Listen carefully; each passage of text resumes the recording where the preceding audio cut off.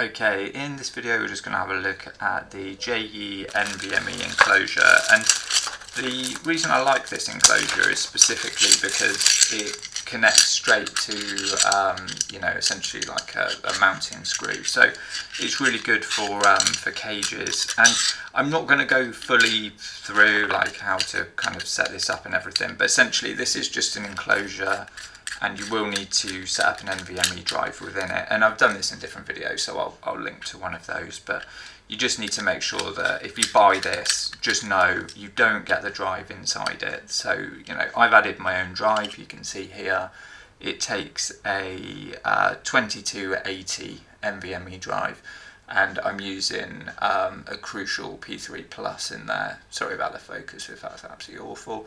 But yeah, it's so like I say, a 2280. I'm using an M2 NVMe, and you just get essentially the case for it, and then you put in your own drive, and then you can just put that down, and then it's literally just a screw.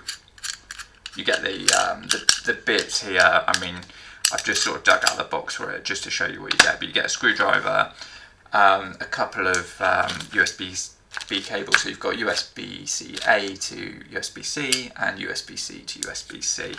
And I think really, you'd probably be using the USB-C to USB-C, because it's really designed for, like I say, it's designed for mounting to kind of a camera equipment, really, to my mind. So there's a couple of different ways you could kind of add it on. So I've just got the small rig Black Mamba cage here. I'll leave a link up to that specific cage. But basically what you can do, I find the two best ways I've found to mount it are for a tripod, because you don't really need to have the camera handheld.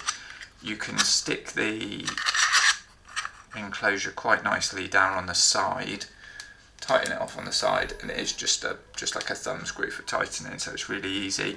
I've got this cable which I'll link to. It's just like a little ribbon USB-C to USB-C cable, and it's just that you can use the cable provided. So if you put it on the side, it doesn't block the door, which is good. You can use that cable, which is okay. I just find that I think that's like a little bit cumbersome, so I kind of prefer this smaller cable, which it did actually, I got sent this with it, but I'm not, it kind of came as you kind of get those free gifts sometimes with things.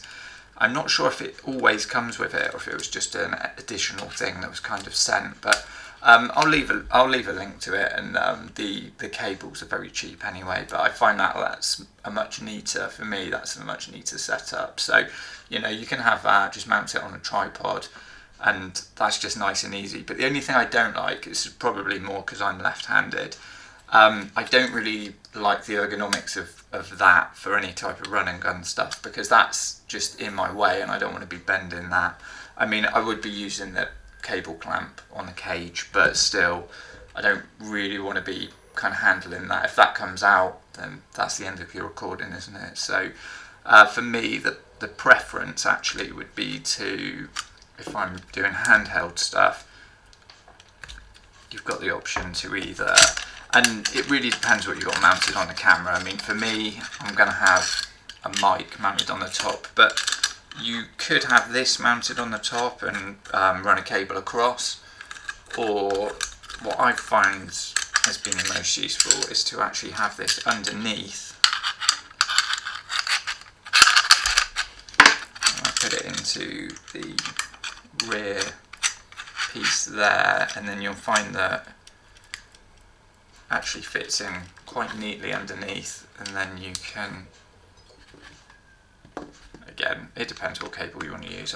I really like this little ribbon cable because it just fits in really nicely, and you can either have it like that, so it's running along the bottom into the side, and you're able to put it down. The enclosure is protecting the drive. It's slightly lopsided, but it will sit down, so it's sort of okay.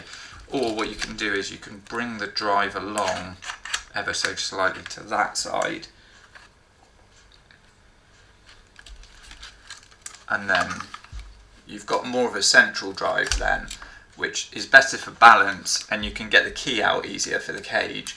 But the one thing it does do is block the camera door too much for me, so I don't like it too far over to that side. I kind of bring it along a little bit, but the fact that it's got this rail to move it up and down makes it really flexible, so you know, you can just keep moving it until you're happy. So there you can see it doesn't block the cage door anymore.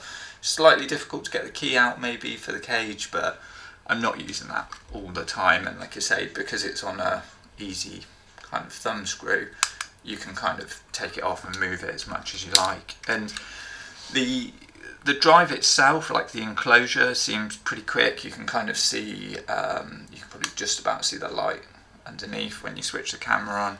I can go into, let's get into some kind of high frame rates on here. So if we jump into ProRes, and then we'll do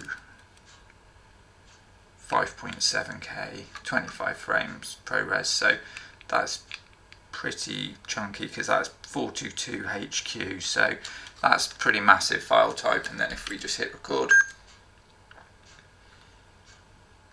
you can see that's working with the drive, and you can see the lights under there where it's just kind of recording the data. So it's it can be very quick. I mean, the enclosure itself and the cable and the drive all play a part in the speed. So, you know, if you've got a very fast drive, a good enclosure, but then a really slow cable, that's going to be a problem. And the same with, you know, if you've put a really cheap NVMe drive in there that's just really, really slow, obviously that's going to be your bottleneck then. So, but the enclosure itself seems, you know, pretty good. It seems to be quick enough. You can offload files from it quite quickly, and it's actually quite nice as well in the sense that I've actually found with this cable, if you are using that one, the benefit is that you can actually just pull it out of the camera and pretty much just stick it straight into your laptop, and you don't really have to disconnect it or do anything with it. So that's quite nice. You can just make it sort of work as is. You don't have to be sort of undoing clamps and cables and bits. So it's quite nice. It's a versatile little kind of enclosure, and it's pretty cheap, to be honest.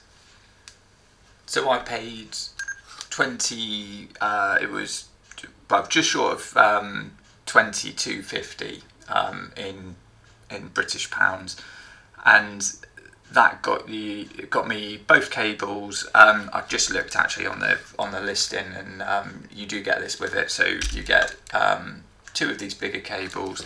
You get this ribbon cable with it as well, and you actually get it all for, like I say, just under 22.50, and that was delivered as well. So I'll leave a link to that so you can kind of check it out.